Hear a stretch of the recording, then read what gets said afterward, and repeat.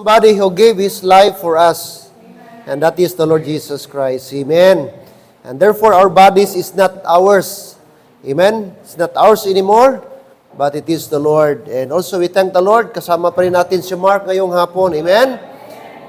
Bisita ni Sir Aldin. Sino pa? Sister Charlene. Okay. Salamat kay, Mark. Okay. Now, may I request everybody to please rise. Salamat kay Lord na gibinyagan ang alikabok. Amen?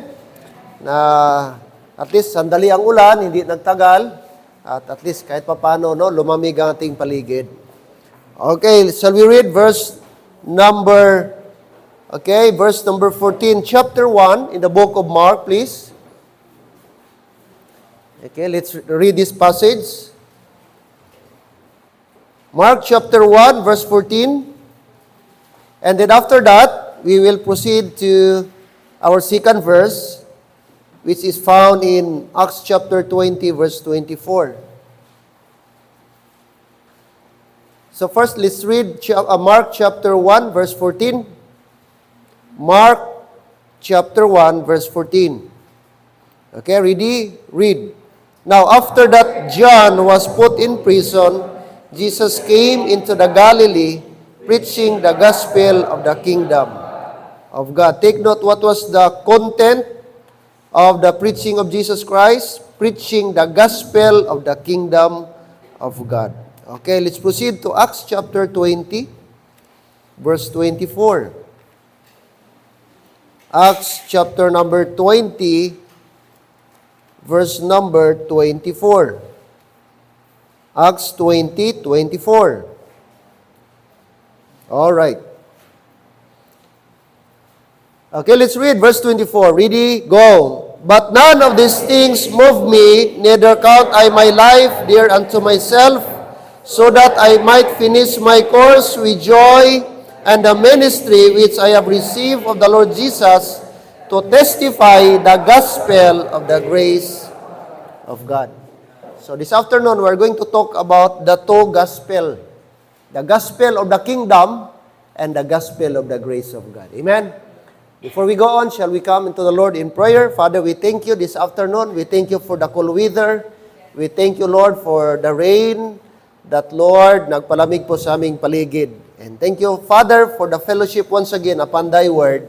It's my prayer as we embark ourselves to study this passage of Scripture, the comparison of these two things, the gospel of the kingdom of God and the gospel of the grace of God. Help us and give us knowledge how to differentiate and what kind of gospel we're going to study, what kind of gospel we're going to witness, to share nowadays, Lord God, at what kind of gospel kami po na-save. And thank you for the Holy Spirit, which is our guide, which is the one that illumines our mind this afternoon. Again, Father, grant us your wisdom, and we entrust all these things to you in Christ's name. Amen and amen. Thank you, and please be seated. Like I said, we're going to study the gospel of the kingdom of God and the gospel of the grace of God. Now, Paul, here, in our verse, in our text, in Acts 20, 24. And he said, I have received the Lord Jesus to testify the gospel of the grace of God. Now, Paul is the apostle to the Gentiles.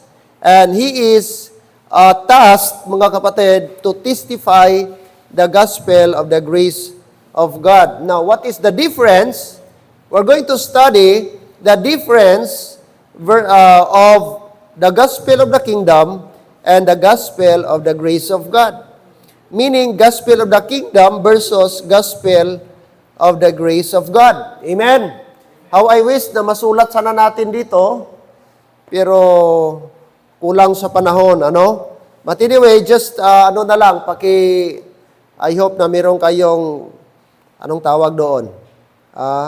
Photographic memory. Okay. So first of all, we're going to look at kingdom, the gospel of the kingdom. Now, first of all, the gospel of the kingdom preaches the soon coming of the king and his kingdom. So, ang content po ng gospel of the kingdom ay nag-preach siya about the coming king. King ang kanyang focus. About the coming king and his kingdom. Take note, two things about the king and the kingdom. Let's look at Matthew chapter 3, verse number 2. Okay? Matthew chapter number 3, verse number 2. According to Matthew chapter 3, look at verse number 2. This is John the Baptist.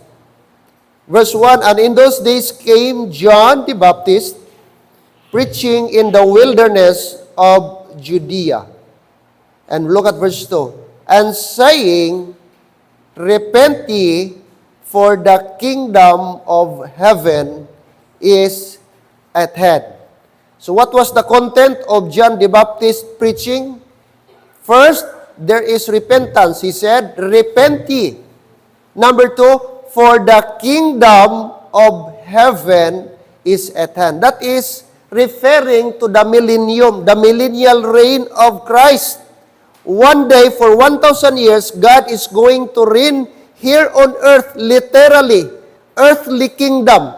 He said, for the kingdom of heaven. So, he was referring that there is somebody that is going to be a king, and he has a kingdom. So, sino po yan? Of course, if you look at, who is that? The Lord Jesus Christ. The Lord Jesus Christ. Okay, siya po yung gi-refer ni John, na king at the coming kingdom. Alright, while the grace of God, ano ang preaching ng grace of God? The gospel of the grace of God preaches the grace of God for salvation. Now take note, ang kingdom of God, ang gi-preach niya is about kingdom. While the gospel of the grace, He preaches salvation. Okay? Salvation. Alright. Go to Romans 3:22. Go to Romans chapter 3, verse number 22. So, take note, we are doing a comparison. Okay? Comparative study. Ano po yung kaibahan ng gospel of the kingdom and the gospel of the grace of God? Chapter 3, verse 22. Even the righteousness of God, which is by faith of Jesus Christ, and to all, take note, unto all, and upon all them that believe, take note, amen? That believe, for there is no difference.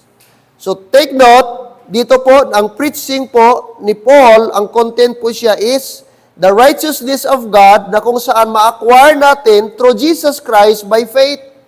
Amen? And also to them all, unto all, and upon all them that believe. Now take note, ang gospel of the kingdom is limited lang po yung mga tao. Pero ang gospel of the grace to everyone, ang scope nila magkaiba. Kasi magsabi kang kingdom, may limitation lang. May boundary. Samantala, ang salvation is for everyone. Unto all and for all. Nakita nyo?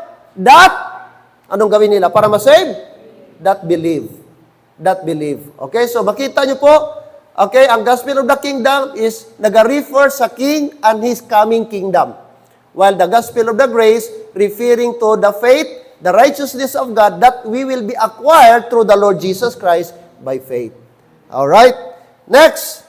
Okay, the gospel of the kingdom. Number 2, the king and kingdom was promised to the nation of Israel. Take note, no? Itong ang kingdom, every time makakita kayo ng kingdom sa Bible, referring, walang iba mga kapatid, to the nation of Israel. Kaya hindi natin pwedeng i-claim yan. Kasi that is Abrahamic covenant, no? Na kay Abraham pa lang, gi-promise na po yung nation of Israel na magiging peculiar people po sila. Alright, let's go to Luke chapter 1, verse 69. Okay, Luke chapter 1, verse 69. Luke chapter number 1, verse number 69. Okay? May I request all the ladies to please read. Luke 1:69, chapter 1, verse 69.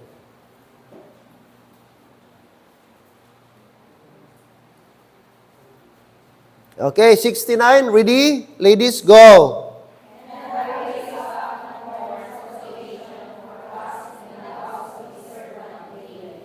Okay, take note, and hath raised up an horn of salvation. Take note, underline the word horn of salvation. That is referred to the Lord Jesus Christ. Yung horn of salvation yan, si Jesus Christ po yan.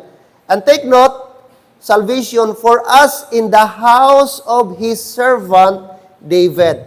Now, every time makakita kayo ng David, it's always referred to Israel. Oh? Sa Israel po yan. Tumutukoy po yan sa Israel. Si David, nag-point po yan about Israel. So, ang tinutukoy po dito sa Book of Luke, na there will be raised up, merong darating, a horn of salvation, which is the Lord Jesus Christ, in the house of His servant David. Notice the word house of His servant David. That is the nation of Israel. Alright? Okay. While the gospel of the grace, like I said kanina, while the gospel of the grace of God is offered freely to all. Okay? Ang gospel of the kingdom, nag-refer lang sa nation Israel. While ang gospel of the grace of God offered to all freely. Makita natin yan kanina, binasa natin doon sa Romans chapter 3 verse 22. Okay? And to all and for all, sabi po ng Bible.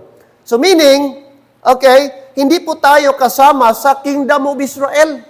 Amen? Sa nation of Israel. Kasi ang nation of Israel, para yan sa mga Jewish people, special people, peculiar people. No? So, hindi po tayo kasama doon. Pastor, magtanong kayo. Ibig sabihin, hindi pala tayo kasama sa millennium. Hindi po. Kasi sa Israel lang yung millennium.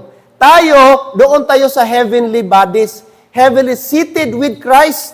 Seated with Christ. Kaya po, yung pagbalik doon sa second coming ni Jesus Christ, na together with His saints, that is angels, mag-reign po sila, mag-touchdown siya, doon po sa Israel, doon sa Mount Olivet talaga, okay? Doon siya mag-reign. Tapos, i-restore niya, literal, ang throne of David for 1,000 years.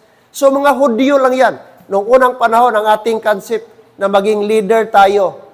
Kung gawin tayong mga rulers sa mga cities, rulers sa mga ganito. But that is only intended sa nation Israel. So, hindi po tayo kasama dyan, mga kapatid. So, meron tayong separate study dyan na gagawin po natin para makafocus tayo dyan. But let me remind everyone again na ang kingdom of Israel is only for the Jewish people. Okay? Jewish people. But, meron niyang makasurvive. Kasi po mga kapatid, pagdating sa tribulation period, merong makasurvive sa tribulation. Yung hindi po matatakan ni Satan na mga Gentiles. Sila po yung makasurvive doon sa millennium. At sila yung subject doon din na matempt ni Satan after 1,000 years. Kasi ilose mo yan si Satan. After 1,000 years, yung bottomless pit, i-change si Satan, i-bound siya, tapos i-close yung bottomless pit, tapos may key pa siya, may susi pa, okay? But after 1,000 years, i-open uli yung bottomless pit, maglalabas si Satan, tapos i-tempt naman siya. And that will be the beginning na mag-recruit naman si Satan. Yung mga tao na hindi glorified body, kasi manganganak yung mga tao doon. Grabe yung pag-anak doon, mayroong tinatawag population explosion. Okay? Kasi wala nang birth control doon sa millennium. Grabe yung pag-anak doon. Magdami pa yung mga tao. So sila din yung subject na matempt ni Satan. Matempt ni Satan. At sila yung magkakaroon, o sila yung maging subject ni Satan, na magiging madeceive ni Satan, at yun ang magkakaroon ng tinatawag the final revolt, which is the Gog and Magog. Bago po ang final judgment sa mga unbeliever, which is the Great White Throne Judgment. So, preview pa lang yan, no, studyhan natin yan later on, but ngayong hapon, focus muna tayo sa Okay? The difference between the gospel of the kingdom and the gospel of the grace of God. Amen? So dito mula tayo. So take note, the king and the kingdom was promised to the nation of Israel, while the gospel of the grace of God is offered freely to all. No? So makita nyo pong kaibahan. Okay? Limited lang po yung gospel of the kingdom sa Israel lang, while po yung gospel of the grace is to everyone. Okay, number 3 na ating makita dito. Kingdom, the gospel of the kingdom, killing the king is sad and wicked thing. Patayin nila yung hari ay ang result po doon, nalulungkot yung mga tao. Okay? At isang wicked na bagay. Tingnan niyo po ang Luke 24:17. Luke 24. Anong sabi po ng Luke 24? Look at verse 17. Luke 24:17. Luke 24:17.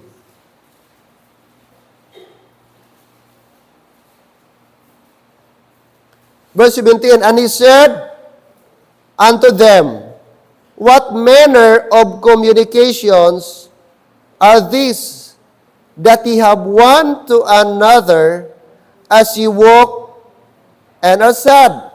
Ito yung time na about the Lord Jesus Christ. Tinanong po sila, what manner of communications are these that ye have one to another as ye walk and sad? Okay, ang parallel verse po niya dyan, Acts 2:23. Acts 2:23. Acts chapter 2, verse 23. Acts 2, verse number 23. Acts 2, verse 23. Him, okay, referring kay Jesus Christ, Him being delivered by the determinate counsel and foreknowledge of God, ye have taken and by wicked hands have crucified and what? Is slain. Sino po yan? Si Jesus Christ. So pinatay nila, pinako nila si Jesus Christ. Ang resulta, nalungkot yung mga tao. Kasi, of course, no? Ang kanilang coming king, pinatay nila at kanila pong ipinako. So ang resulta po, sa gospel of the kingdom, malungkot sila kapag ang hari ay pinatay nila at isang bagay po yun nakarumal-dumal. Okay, pero sa atin, which is the gospel of the grace of God, kapag ano ang kamatayan ni Jesus Christ, yung ating king, ating savior, ano ang impact sa atin? Sa mga Hudyo, nalungkot sila. Nabigatan sila. O yung iba, kasi yung ibang Hudyo, divided kasi yun sila. Okay, gusto nilang ipapatay si Jesus Christ. Pero sa atin naman, sa ating panahon ngayon, the gospel of the grace of God, ano yung impact sa kamatayan ni Jesus Christ? Galatians 6:14, tignan niyo po. Anong sabi ni Paul? Galatians 6:14.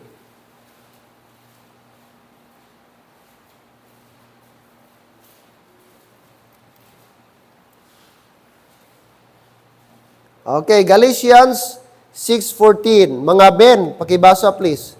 Galatians 6:14. Mga men, ready, go.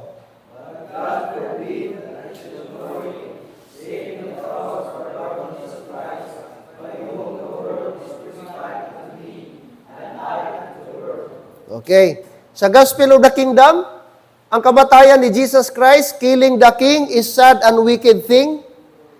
Pero sa gospel of the grace of God, listen, the crucifixion of Christ is our glory. Amen? Ang pagkamatay ni Jesus Christ, glory sa atin, hindi sad. Kaya kung hindi namatay si Jesus, wala tayong salvation. Kaya blessing ang kamatayan ni Jesus Christ sa atin. Sa mga Hudyo, wicked thing. Sa mga Hudyo, it is a sad thing. But for us, sabi ni Paul, but God forbid that I your glory, ako'y magbunyi, ako'y mag-celebrate, save in the cross of our Lord Jesus Christ. So para kay Paul, is-celebration yung pagkamatay. For Paul, sa kanya, glory yung kamatayan ni Jesus Christ. Para sa kanya glory yung krus, sapagkat doon tayo nagkatamo, naangkin natin ang kaligtasan. Oo. So, magkaiba po mga kapatid, di ba? Yung gospel of the kingdom, ang result nila, gospel of the kingdom of God, ang tao nalungkot, nagluksa sila, pero sa atin, celebration po yun. Kasi merong Savior na matay para sa atin.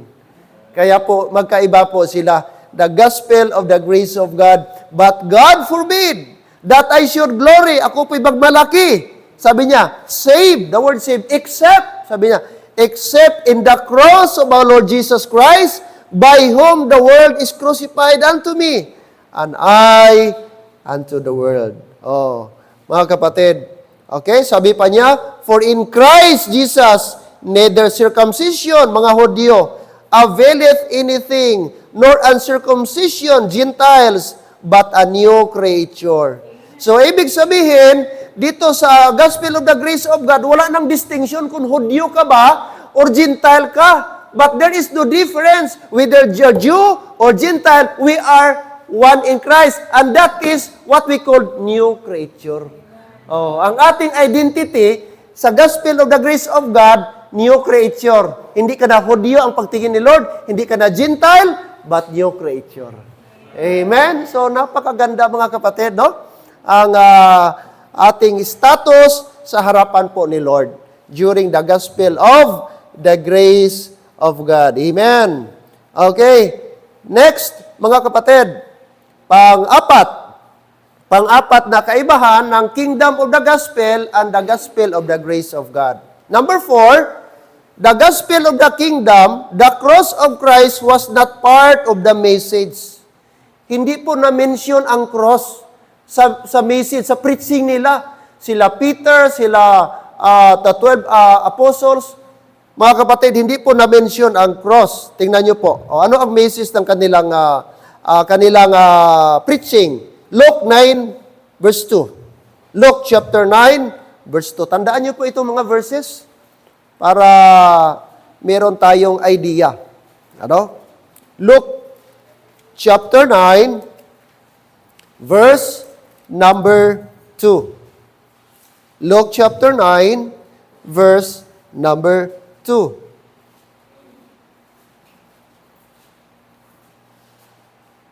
Okay. Look at verse 1. Then he called his 12 disciples, that is Jesus Christ.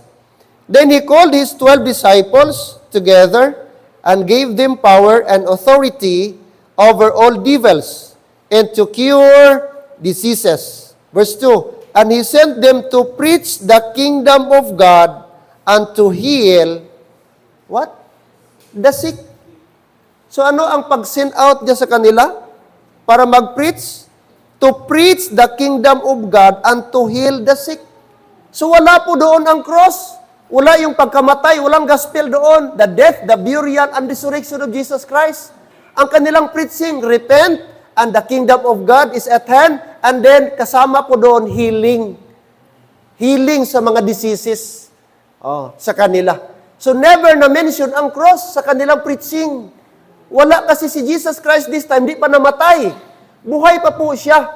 Okay? And take note, like I said, si Paul lang ang nag-preach about the cross. Si Paul lang. Wala na-mention ang cross sa preaching sa 12 apostles. Wala na-mention ang cross sa preaching ni John the Baptist. Even the preaching of the Lord Jesus Christ never mentioned about the cross.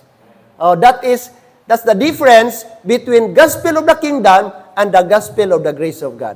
Now, let's go to the gospel of the grace of God. Okay, another verse pa sa gospel of the kingdom. Luke 18:34. Luke chapter 18, verse number 34. All right. Luke chapter 18, verse number 34. Tingnan niyo po. Mismo ang mga tao, di nila alam na mabuhay si Jesus Christ again. Tingnan niyo po ang 34. And they understood none of these things. And this saying was hid from them. Neither knew they the things which were spoken. Look at verse 33. Sabi dito, and they shall scourge him and put him to death. That is Jesus Christ. And the third day, He shall rise again. Pero tingnan nyo, anong response ng mga tao nung narinig nila na namatay si Jesus Christ, subalit, sa ikatlong araw, mabuhay siya na magmuli. Naintindihan ba nila? Wala. Sabi ng 34, and they understood none of these things. And the saying was hid, nakatago from them. Neither they knew the things which were spoken. Kaya wala talaga. Kaya mali yung mga tao na magsabi, Pastor, isa lang ang gospel. Kung ano yung gospel sa 12 apostles at kay Paul, walang kaibahan, mali. Wala kag-study sa Bible.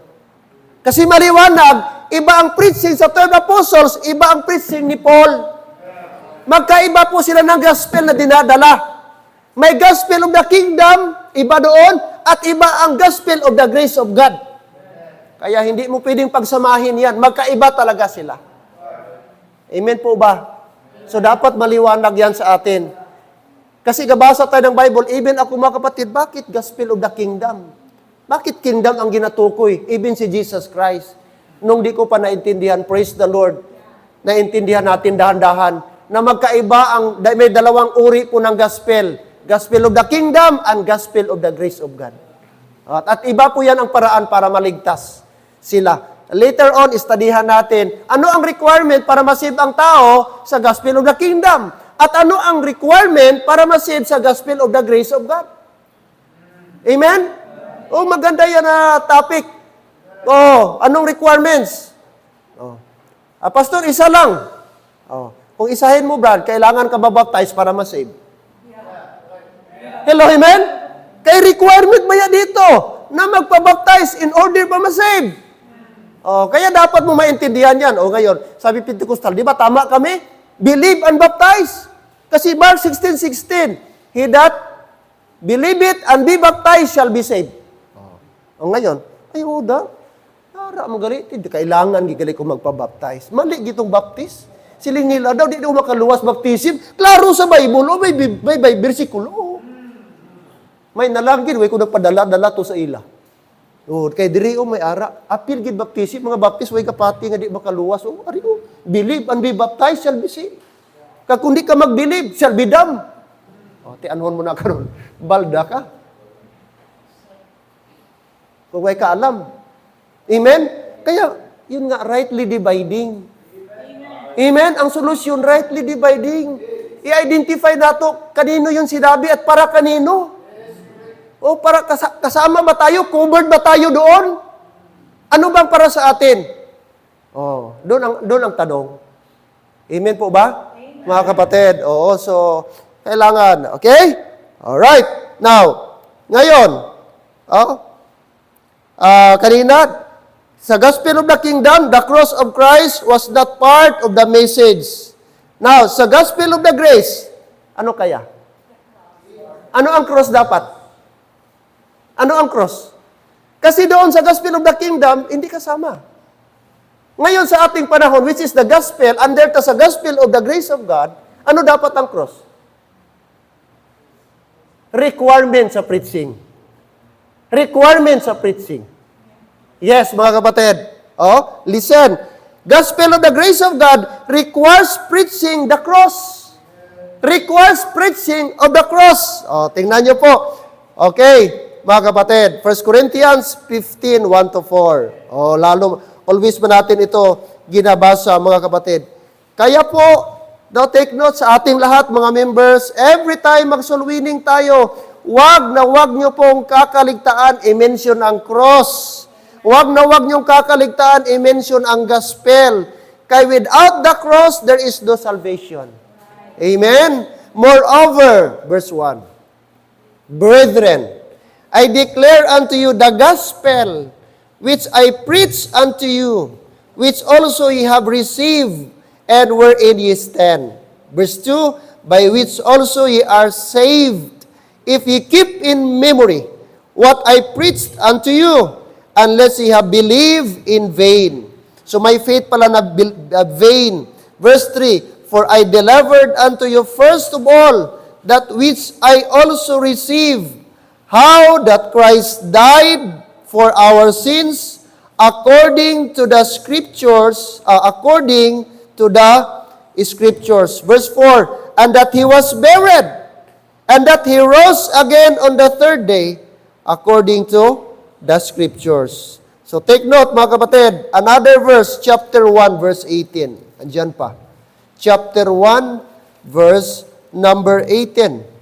Chapter 1, verse 17 and 18. Alright. Sige po. Okay? 1 Corinthians pa rin. Chapter 1 lang tayo. Atras lang konti. Verse 17. For Christ sent me not to baptize, but to preach the gospel, not with wisdom of words, lest the cross of Christ should be made of none effect. Verse 18, for the preaching of the cross is to them that perish what? Foolishness. But unto us which are saved, amen. Are you saved? Amen. It is the power of God. Wow, amen. Maliwanag. Sa mga unbeliever, walang kwenta, foolishness. Kalukuhan ang cross para sa kanila. But sabi ni Paul, but unto us which are saved, it is the power of God unto salvation. Wow. Di ba napaka-importante? Hindi pwede nga hindi isama ang cross. Hindi pwede hindi i-preach ang cross. Necessary ang cross sa preaching. Essential ang cross sa gospel. Without the cross, there is no salvation. Pero look at the gospel of the kingdom. Wala na mention. Repentance, baptism, ang kanilang message. Kaya mali lagi sabihin mo, isa lang yan, pastor, isang gospel lang yan ang i-preach nila. Kung hindi nag-iba, kapatid, nagkakamali ka po. No? So ganun ang mindset natin nung una, parang ganun din. Pero pag studyhan pala natin, deeper study sa Bible, makita mo ang difference. Amen? Praise the Lord for that, mga kapatid. No? Requirement sa atin. Kaya never witness somebody na you would never mention about the cross. Kasi ang cross ang turning point. Ang cross, kapatid, ang pinaka-focal point sa gospel. Okay? Na kung saan napatawad tayo, na forgiven tayo. Amen. Okay, next. Next. Okay, ano pa? Not only the kingdom of the cross was not part of the message, but also the gospel of the kingdom, resurrection was not part of the message. Kanina, cross was not part of the message. This time naman, resurrection is not part of the message. Sa gospel of the kingdom. Okay, look at John 20 verse number 9. John chapter number 20 verse number 9. John chapter number 20 verse number 9.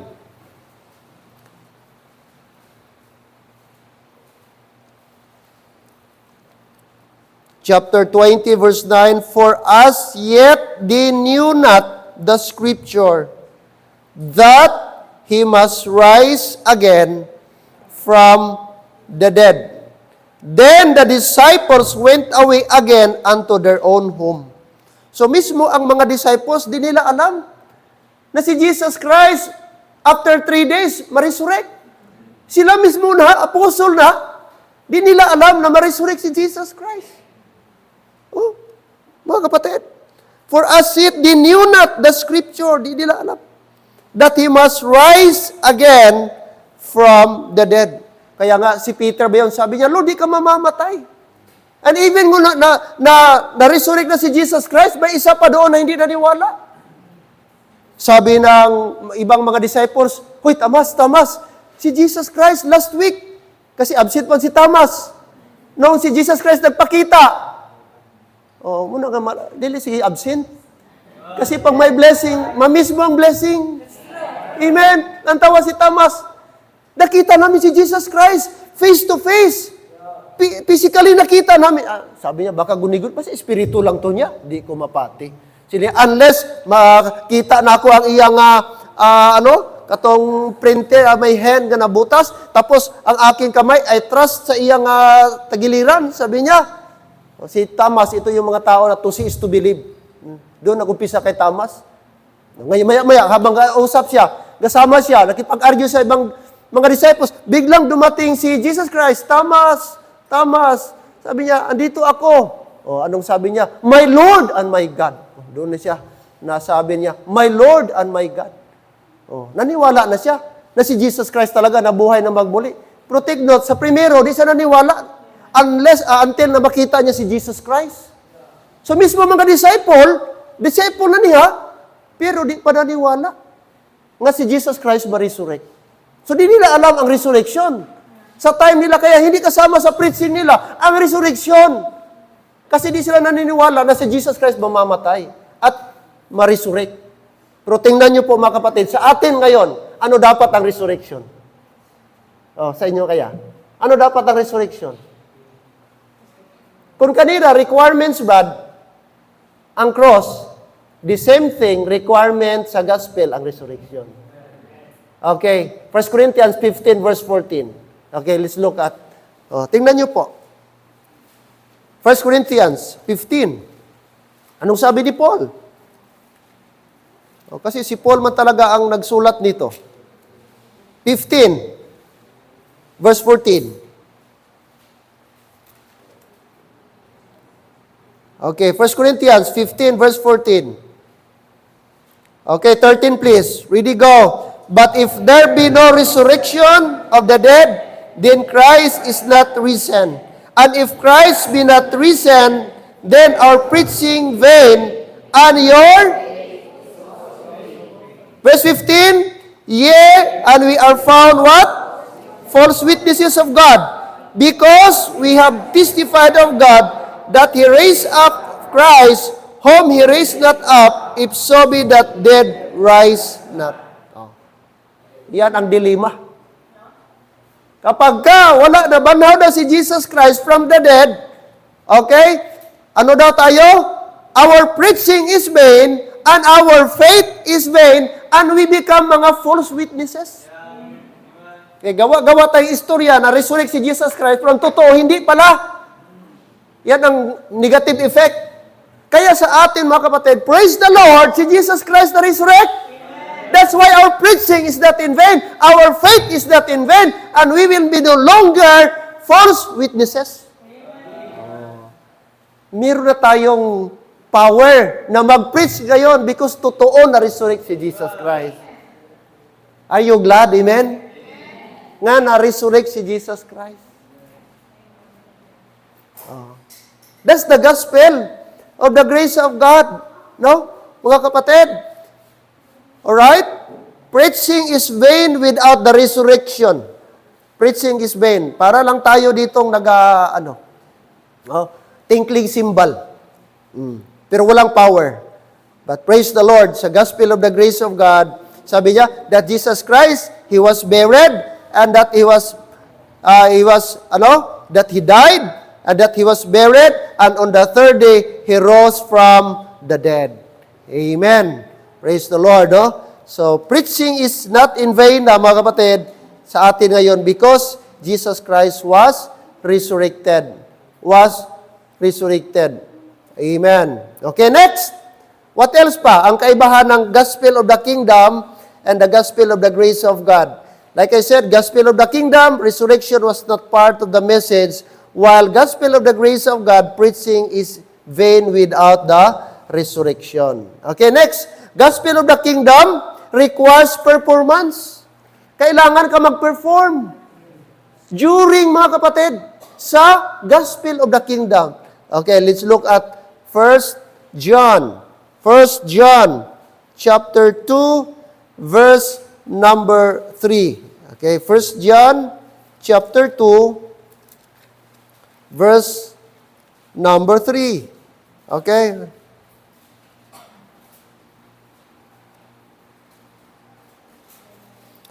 First John 2, verse number 3. Read it, go. And hereby we do know that we know Him if...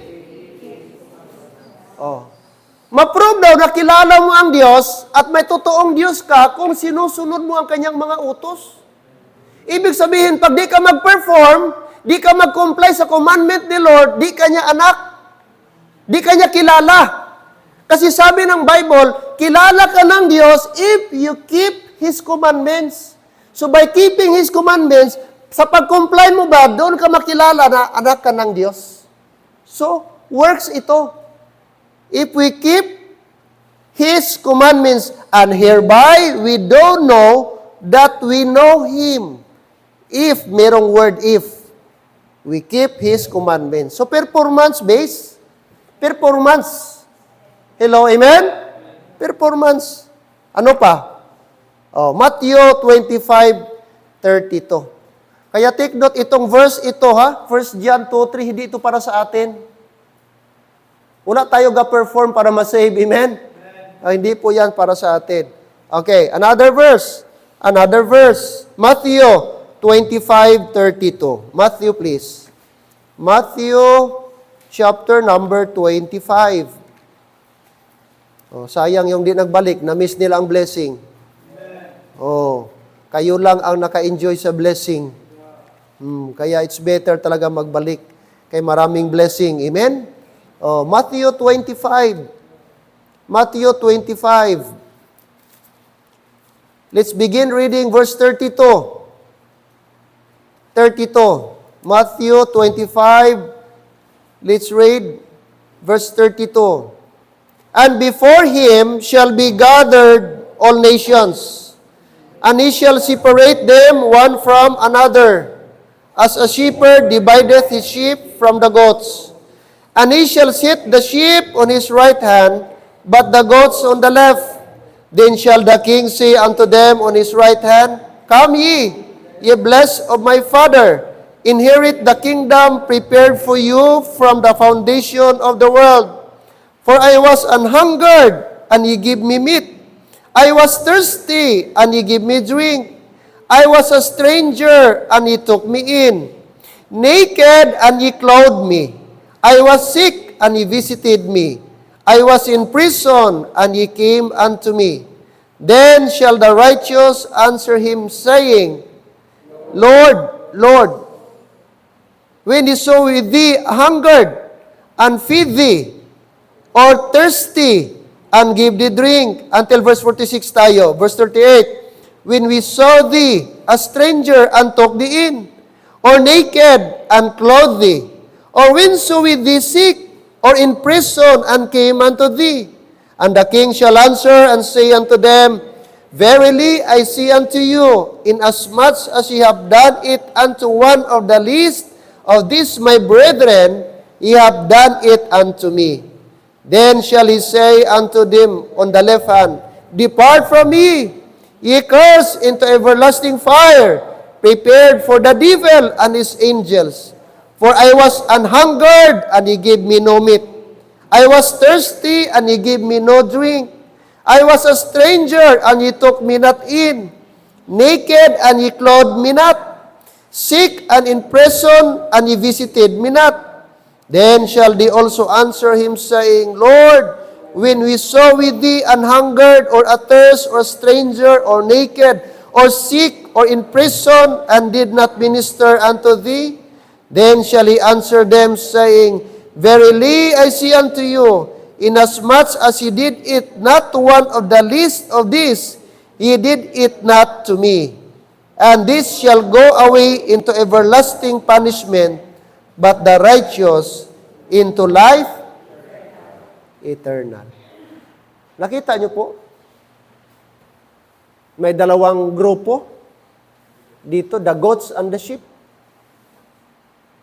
Nagyano ng ating Panginoon. Tapos nagtanong siya, sabi niya, nagutom ako, di niyo ako pinakain. Ako'y nauhaw, di niyo ako pinainom. Ako'y nagkasakit, di niyo ako alagaan. Ako'y nakulong, di niyo ako binisitahan. Pero sabi niya, Lord, paano po kayong nakita namin na nagutom ka? Never kami nakakita sa iyo na nagutom at nauhaw ka. Sabi niya, ang ginutukoy ni Jesus Christ, hindi siya.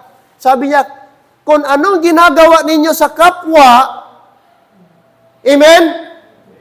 Ito yung ginagawa niyo sa akin. Kung pinakain ninyo yung nagutom, ganun din po sa akin. Kung pinainom yung nauhaw, ganun din po sa akin. Kung may sakit, inalagaan nyo, ganun din po sa akin. Yung nakulong, tapos binisitahan nyo, ganun din po sa akin. Nakuha nyo mga kapatid? Ang punto ni Jesus Christ? At sabi niya, dahil hindi nyo po ginawa, sabi niya, everlasting punishment. So, ibig sabihin, yung good works, requirement yun sa Gospel of the Kingdom. Dapat mag-comply ka, dapat maging mabuti ka sa iyong kapwa. Yun ang gustong ipunto ng ating Panginoong Diyos. Requirement sa kanila ang performance. Dapat mag-perform sila. Lalo na sa Israel. Kasi tumutukoy ito sa mga tao sa Israel. No? Yan ang ating makita dito mga kapatid. Performance-based. Sila dito. Ano pang sabi ni Jesus Christ? I forgot the exact verse. Lord, what shall I do to inherit eternal life? Ano sabi ni Jesus Christ? Sabi ba niya, believe the gospel? Anong sinabi niya? Thou knowest the law. Alam mo yung batas. Sabi niya, Lord, mula nung bata pa ako, gikip ko na yung commandments, yung utos. Sabi niya, what's it? Moses. Ang gitukoy niya si Moses. Thou shalt honor thy father and thy mother. Thou shalt not steal. Thou shalt not, anami niya. Sabi niya, then do.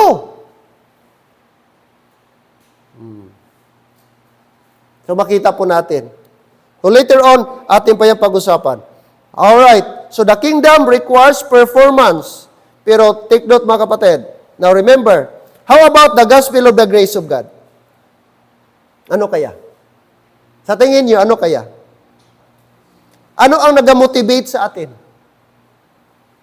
Ang kaibahan, the gospel of the grace of God, God's grace motivates us, motivates a purpose in your heart. Dito sa atin, ang performance sa gospel of the kingdom, performance ka para ma-achieve mo yung eternal life. While dito mga kapatid, sa gospel of the grace of God, ano dapat ang mag-motivate sa ating puso? Tingnan niyo po, 2 Corinthians 9:7. 2 Corinthians 9:7. 2 Corinthians chapter 9, verse number 7. Chapter 9, verse 7. Anong sabi ni Paul?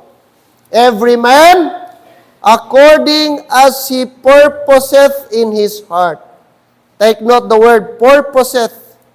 Purposeth. That means, ga-motivate sa atin, nag-push sa atin. Every man according as he purposeth in his heart. So let him give, not grudgingly or of what? Necessity, for God loveth a what? Cheerful giver.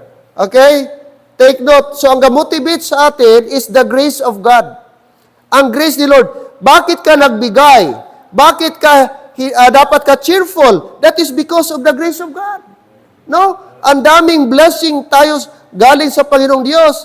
Gi-bless niya tayo. Look at verse number 8. And God is able to make grace, all grace, abound toward you, that ye have always what? Having all sufficiency in all things, may abound to every what? Good work. Notice the word gigamit ni Paul, to make all grace abound you.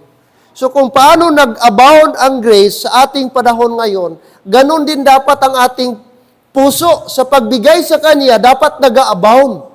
Yun ang point ni Paul na gusto niyang i-point out dito sa mga Corinthian believers. Corinthian believers. So ang grace, yun yung motivating factor sa ating panahon ngayon. Kasi hindi na tayo under the law, hindi na tayo na under pressure. Kundi yung grace ng Panginoong Diyos, siya yung nagtutulak sa atin. Amen? So hindi na tayo obliged. Kundi automatic na yun. Every time maisip mo ang grace ni Lord na ginawa sa buhay mo, yun na yung magtulak sa atin. Nagagawa na tayo. Kaya sabi niya, not grudgingly. Kung magbigay, amen? Or of necessity, but cheerful. Yung sabi niya sa verse number 7. Amen? So, yan, wala nang sapilitan, wala nang pressure, wala nang coercion, o whatever sa panahon of grace.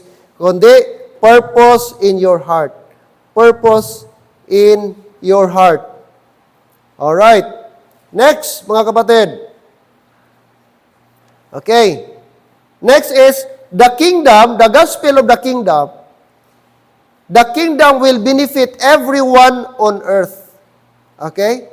Everyone on earth. During sa millennium, lahat na makovered, lahat na kasama sa millennium, lahat po doon makabenefit. Wala pong isa doon during millennium na hindi makabenefit. Ma-enjoy nila ang lugar, ma-enjoy nila ang mga fruit, kung paano ang Garden of Eden, ma-enjoy nila. Lahat ng mga tao, walang ma-deprive doon. Are you listening? Kung ano ang blessing sa Garden of Eden, brad, yun yung i-restore ng Panginoon. Sabi doon, wala ang mga hayop, tameable na, domestic na, hindi na nangangagat. Kaya nga sabi doon, ang bata pwede nang maglaro sa layon, ang bata na sakling, yung nagadidi, pwede na makipaglaro sa mga ahas, wild animals. Ngayon, di pa yan pwede. Hello, amen? Hindi pa. Pero sa millennium, kung gaano ka-abundant ang Garden of Eden, kung gaano ka-perfect, ano ang blessing doon sa Garden of Eden, i-restore yun ng Diyos sa millennium. At lahat po doon maka-avail, mga kapatid. Okay? Look at, okay, let's go to, okay, Revelation 20. Revelation chapter 20. Revelation chapter number 20.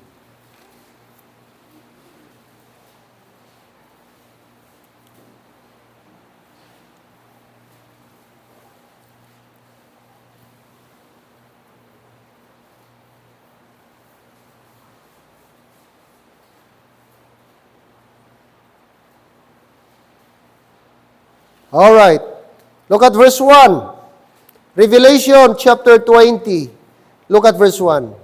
And I saw an angel come down from heaven, having the key of the bottomless pit, and a great chain in his hand.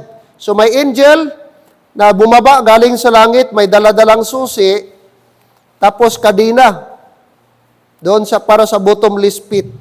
And he laid hold on the dragon, the old serpent, which is the devil. So, sino yung dragon dyan? Ang tawag sa kanya, old serpent. The devil and Satan.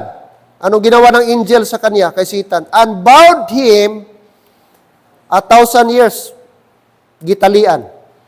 Tapos, itinapon, verse 3, and cast him into the bottomless pit. So, tinapon sa bottomless pit, and shut him up, tinakpan, and set a seal upon him, may tatak pa, may silyo, di pwedeng buksan, that he should deceive the nation no more. Hindi na siya makadeceive, hindi na siya makatempt, till the 1,000 years should be fulfilled. And after that, he must be loosed a little season. So, pagkawalan siya naman. But, anong sabi ni John? Ano pang nakita ni John? Hindi lamang ang devil tinapon sa bottomless pit na may kadina.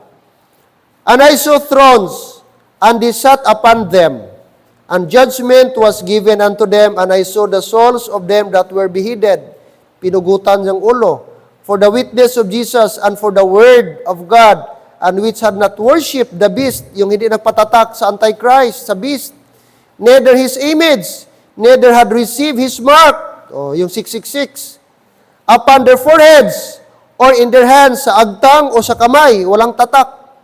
And they live and reign, take note, with Christ 1,000 what? Years. So kasama sila kay Jesus Christ. But the rest of the dead live not again until 1,000 years. Ito yung mga unsaved. We're finished. This is the first resurrection. Verse number 6. Blessed and holy is he that hath part in the first resurrection. On such the second death hath no power, but they shall be priests of God and of Christ, and shall reign with him 1,000 years. Alright? So, dyan po makita natin. Now, parallel verse, Isaiah chapter 2. Let's go to Isaiah chapter 2. So, si Satan, this time, gitali na siya, gitalian, tinapon po siya sa bottomless pit. So, hindi na po siya makapag-tempt. Wala siyang kakayahan. Isaiah chapter 2. Isaiah chapter 2. 3 and 4.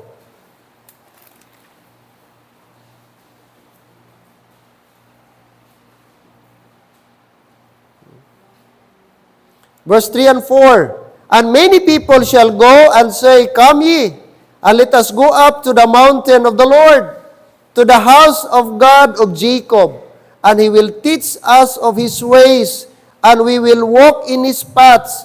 For out of Zion shall go forth the law, and the word of the Lord from Jerusalem. And He shall judge among the nations, and shall rebuke many people, and He shall beat their swords into plowshares, and their spears into pruning hooks. Nation shall not lift up sword against nation, neither shall they learn war anymore. So during millennium, wala nang gera. I-rebuke ng Panginoon, wala na po yon. Ang kanilang sword, magiging plowshare. Ang kanilang spear, magiging pruning hooks. So peaceful na mga kapatid. O house of Jacob, come ye, and let us walk in the light of the Lord. Amen? Oo mga kapatid. So napakaganda sa millennium. No? Yung mga tao doon, i-restore ng Panginoon ang kung ano yung Garden of Eden. Okay, but like I said, hindi po tayo kasama doon. Ang makabenefit, yun lang nakasama doon sa millennium. Yung nag-survive doon sa tribulation period, walang tatak the Antichrist, walang tatak ng 666, makasama sila doon. Kaya, salamat. Kung di ka madala sa rapture, may chance ka pa. May chance ka pa. May chance ka pa doon sa millennium na mag-survive. Kaya sabi doon sa Matthew 24, did not endure until the end. Tribulation yun, shall be saved. Masave ka. Makatawid ka doon sa millennium. Pero napakahirap na yon. Konti lang sigurong percentage makasurvive. Mostly sa mga tao, mag-subject talaga patatak. Sabi doon, di ka makabili, di ka makatransact without the number of the beast, mga kapatid. Kaya, huwag nating sayangin. Now, while the gospel of the grace of God, ano dapat? While the gospel of the grace of God, God's grace unto salvation benefits only to those that believe. While sa gospel of the grace of God, hindi lahat makabenefit. Ang makabenefit lang, katulang nag-believe. Hindi lahat. So meaning, kung wala ka nag-believe sa gospel, hindi ka makabenefit sa salvation. Kasi ang salvation, mag-take effect lang if you believe. Nakita yung difference? Okay? Sa gospel of the kingdom, lahat makabenefit. During millennium. But sa gospel of the grace of God, yes, gi-offer sa lahat. Pero ang makabenefit, katulang nag-believe. Again, Romans 3:22. And we will end this, okay, study, mga kapatid. Nabasa natin kanina. Okay, Romans chapter number 3, verse number 22. Sabi doon, for them, okay, verse 22, Romans 3:2, even the righteousness of God, which is by faith of Jesus Christ, and to all, take note, unto all, and upon all them, that, take note, may word po yan. Hindi lang upon all them. Hindi po pinutol. Meron pa pong word. All them that believe, for there is no difference. So, dapat mag-believe. Para ma-acquire nila ang salvation, ang blessing of salvation, is that everybody should believe the Lord Jesus Christ. Amen? Verse number 24, being justified freely by His grace through the redemption that is in Christ Jesus. So, saan ang redemption? Through the Lord Jesus Christ only. Alright. So, dyan po natin makita, mga kapatid, ang difference, no, ng gospel of the grace of God and the gospel of the kingdom of God. Okay, marami pa ito. Okay, atin itong studyhan pa in the next Sunday para ma-differentiate natin ano ang kaibahan, ano ang requirement sa gospel of the grace of God and the gospel of the kingdom of God. Napaka-importante po ito na malaman po natin. Amen? Okay, praise the Lord. Okay? Shall we come to the Lord in prayer? Tayo po tayo, please. Okay, let's pray. Father God in heaven, thank you this afternoon. Thank you, Lord, sa mga ibang bagay na aming naistadihan ngayong hapon. And it's my prayer na tulungan niyo po kami na lalo pa naming maintindihan